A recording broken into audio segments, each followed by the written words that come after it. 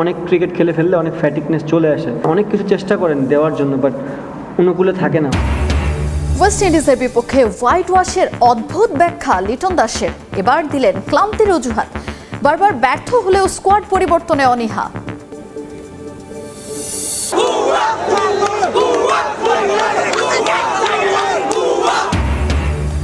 লিটন জ্যাকেটদের কটাক্ষ করায় হতাশ উইন্ডিজ কোচ সামি। বললেন, খারাপ সময়েও ক্রিকেটারদের পাশে থাকা উচিত সমর্থকদের। তরুণ ক্রিকেটারদের প্রশংসা। খবরের আগে সরানোর কোনো পরিকল্পনা নেই বাফুফের। ভারত ম্যাচেও থাকবেন হেড কোচের ভূমিকায়, জানালেন তাওহিদ আউয়াল।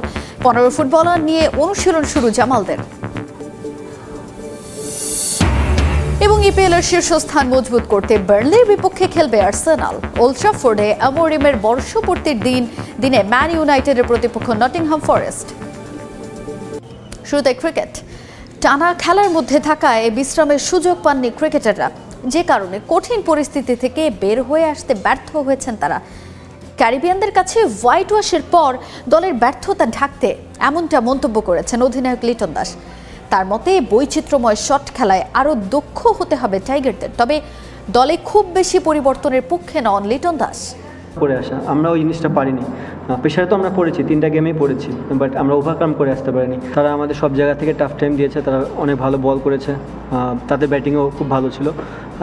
অবভিয়াসলি আপনি যখন কন্টিনিউ বেসিসে রান করবেন না, চিন্তার কোনো বিষয় না, বিকজ এখানে যারা ক্রিকেট খেলে তারা প্রুভেন, অনেকদিন ধরেই খেলে আসতেছে। সামটাইমস 2-1টা সিরিজ এমন যেতে পারে, কারণ যে প্লেয়ারগুলো এখানে খেলেছে অলমোস্ট তারা 2-2.5 মাস ধরে ক্রিকেট খেলছে ব্যাক টু ব্যাক। সো আমার মনে হয় সামটাইমস ব্রেকটাও ইম্পর্টেন্ট। অবভিয়াসলি আমাদের ব্যাটসম্যানদের স্কিল বাড়াতে হবে, সব ধরনের শটই খেলতে হবে। আমরা হার্ডলি কয়েকটা ব্যাটসম্যান রিভার্স সুইপ খেলি, সেটাও একটা পয়েন্ট। ওয়ার্ল্ড ক্রিকেট কিন্তু এখন অনেক আগায় গেছে, আপনাকে এই ঘূর্ণি উইকেটে যারা ব্যাটিং করে তারা রিভার্স সুইপ মারে। সো সেদিক দিয়েও আমরা একটু পিছিয়ে আছি, ওই জিনিসগুলো নিয়েও কাজ করতে হবে। একটা প্লেয়ারের 5-6টা ম্যাচ খারাপ যেতেই পারে, এর মানে সে খারাপ প্লেয়ার না। যে জিনিসটা বললাম, সে নিজে থেকেও জানে যে সে তার কোন জায়গাটা ইমপ্রুভ করতে হবে। আমার মনে হয় সে জায়গাটা ফোকাস দিবে, ব্যাটিং কোচ আছে তাদের সাথে কনসাল্ট করে সেখান থেকে কামব্যাক করার চেষ্টা করবে। আর ডে বাই ডে আপনি প্লেয়ার চেঞ্জ করলে আপনার রেজাল্ট সেমই থাকবে। যে নতুন প্লেয়ার আসবে সে যে খুব ভালো আপনাকে ফিডব্যাক দেবে, যদি না দেয় সেম একই জায়গায় থাকবো। লিটন জ্যাকেটদের উদ্দেশ্য করে টাইগার সমর্থকদের দুধ্বনিতে হতাশ Caribbean head coach Darren Sami. তার মতে খারাপ সময়েও সমর্থকদের উচিত ক্রিকেটারদের পাশে থাকা। এছাড়া দেশের তরুণ ক্রিকেটারদেরও প্রশংসায় ভাসিয়েছেন ওয়েস্ট ইন্ডিজের এই কিংবদন্তি ক্রিকেটার। চট্টগ্রাম থেকে আশরাফুল আলমের ক্যামেরায় আরও জানাচ্ছেন সহকর্মী তামিম হোসেন। ওয়ানডে সিরিজটা হারলেও বন্দর নগরীতে টি-20 সিরিজটা ঠিকই জিতে নিয়েছে ড্যারেন স্যামির দল। নেপালের কাছ থেকে পাওয়া ক্ষতর মলমটা বাংলাদেশে এসেই লাগালো ক্যারিবিয়ানরা। নিয়েছে গেল বছর ঘরের মাঠে টাইগারদের কাছ থেকে পাওয়া হোয়াইট ওয়াশের প্রতিশোধও, তাই আনন্দটাও অনেক বেশি। মাঠকর্মী থেকে শুরু করে যে চেয়েছেন তার সঙ্গেই সেলফি তুলেছেন এই ক্যারিবিয়ান মাস্টারমাইন্ড। ভালোবেসে ফেলেছেন এই দেশটাকে। বাংলাদেশের সিরিজ চ্যালেঞ্জিং। তারা গেল বছর আমাদের দেশে গিয়ে ওয়ানডে টি-20 জিতেছে, এবার এটা পুনরায় ঘটেছে, তারা ওয়ানডে জিতেছে। আমরা চেয়েছি টি-20 জিততে, সেটা আমরা পেরেছি। আমাদের দলের সবাইকে ধন্যবাদ দিতে চাই, বিশেষ করে বোলিং ডিপার্টমেন্টকে। যেমন ভালোবেসেছেন তেমন দর্শকদের ওপর হতাশ হয়েছেন স্যামি। গ্যালারি থেকে লিটন জ্যাকেটদের দুধ্বনি দেন টাইগার ভক্তরা। হোম ভেন্যুতে লিটনদের সঙ্গে এমন আচরণ পছন্দ হয়নি ক্যারিবিয়ান হেড কোচের।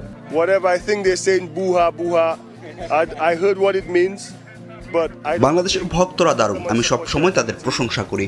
যদিও আমি এখন খেলছি না, তারপরও অনেক ভালোবাসা পেয়েছি। কিন্তু তারা যেভাবে তাদের খেলোয়াড়দের ট্রিট করেছে সেটা আমি পছন্দ করিনি। তারা খেলোয়াড়দের ভুয়া বলেছে, আমি এটার মানে পরে জেনেছি। কিন্তু আপনি সমর্থক, প্রত্যেক খেলোয়াড় চায় ভালো করতে, তাদের সব সময় সমর্থন করা উচিত। প্র্যাকটিস সেশনগুলোতে চট্টলার নেট বোলারদের সঙ্গেও অনেকটা সময় কাটিয়েছেন স্যামি। শোনা গেছে একজনকে নাকি প্রস্তাব দিয়েছেন সিপিএল এর জন্য, যদিও সেটা অস্বীকার করেন তিনি। ওয়েস্ট ইন্ডিজের জন্য সহজ কোন দল, বাংলাদেশ নাকি নেপাল? টাইগাররা ঘরের মাঠে যে ওয়েস্ট ইন্ডিজের বিপক্ষে ধবল ধোলাই হয়েছে, সেই একই দলকে বিদেশের মাটিতে সিরিজ হারিয়েছে নেপাল। ঘরের মাঠে বাংলাদেশ দল বেশ শক্তিশালী, তার উপর টানা 4 সিরিজ জয়। টি-20তে টাইগাররা শক্তি সামর্থ্যে বড় দল হয়ে উঠছে এমন ভাবনা যারা ভেবেছিল, তাদের জন্য রিয়েলিটি চেক দিয়েছে এই সিরিজ। হোয়াইট ওয়াশ হয়ে যাকে লিটনদের অধারাবাহিকতাও স্পষ্ট হয়েছে। বেশ কটা দলের বিপক্ষে বাংলাদেশ একচেটিয়া দাপট দেখাতো, তার মধ্যে উইন্ডিজও ছিল। গেল বছর ওদের মাঠে গিয়ে ৩-০ হারিয়ে সামর্থ্যের প্রমাণ দিয়েছিল বাংলাদেশ, কিন্তু সময়ের পরিক্রমায় বুঝিয়ে দিয়েছে এই টাইগাররা পারফরমেন্সের ধারাবাহিকতায় অভ্যস্ত না। তাই যদি না হবে, নিজেদের পরিচিত মাঠে ওরা একই ভুল বারবার করে কোন দুঃখে। ধারাবাহিকতার অভাবে দল ভুগছে বহু আগ থেকে, অন অ্যান্ড অফে চলছে ওদের দিন। উইন্ডিজকে ওদের মাটিতে হোয়াইট ওয়াশ করার পর ছন্দ ধরে রাখতে পারেনি। 2 সিরিজ হারের পর কামব্যাক করে টানা 4 সিরিজ জয়, এরপর দৃষ্টিকটুভাবে আবার হার। এ যেন হার জিতের ব্যালেন্স ঠিক রাখছে লাল সবুজ। বাংলাদেশের এমন হারের পেছনের বড় কারণ হতে পারে ব্যাটারদের রান করতে না পারা। টপ অর্ডারের ব্যর্থতার কারণে বারবার খাদে পড়ছে দল। যেখানে নেপালের মতো দল ওয়েস্ট ইন্ডিজের বিপক্ষে 170 রান করে ম্যাচ জেতে, সেখানে 149 রানের টার্গেটেও 14 রানে হারে বাংলাদেশ দল। এ কেমন কথা? যত বেশি ম্যাচ তত বেশি এক্সপেরিয়েন্স, অভিজ্ঞতার ব্যবহার করে নতুন ইতিহাস গড়বে বাংলাদেশ, এমন স্বপ্ন দেখে টাইগার ভক্তরা। প্রশ্ন, ভক্তদের মতো করে লিটন, জাকের, সোহানরাও স্বপ্ন দেখেন তো? ভারত ম্যাচ সামনে রেখে 15 ফুটবলার নিয়ে অনুশীলন শুরু করেছে বাংলাদেশ জাতীয় ফুটবল দল। এফসি চ্যালেঞ্জ লিগ খেলে বসুন্ধরা কিংস দেশে ফিরলে ঘোষণা করা হবে প্রাথমিক একাদশ। এদিকে ভারতের বিপক্ষে খেলার জন্য মুখিয়ে আছেন ফুটবলাররা। নেই হেড কোচ, এখনো চূড়ান্ত হয়নি প্রাথমিক একাদশ। এরই মাঝে এশিয়ান কাপ বাছাইয়ে ভারত ম্যাচ সামনে রেখে শুরু হয়েছে জাতীয় দলের অনুশীলন। তবে প্রথম সেশন করা ফুটবলাররাও জানেন না সামনের দিনগুলোতে কোন ফুটবলাররা তাদের সঙ্গী হবেন। হাবিয়ার কাবরেরার অধীনে এমন সব অদ্ভুত চর্চাই চলছে জাতীয় দলে।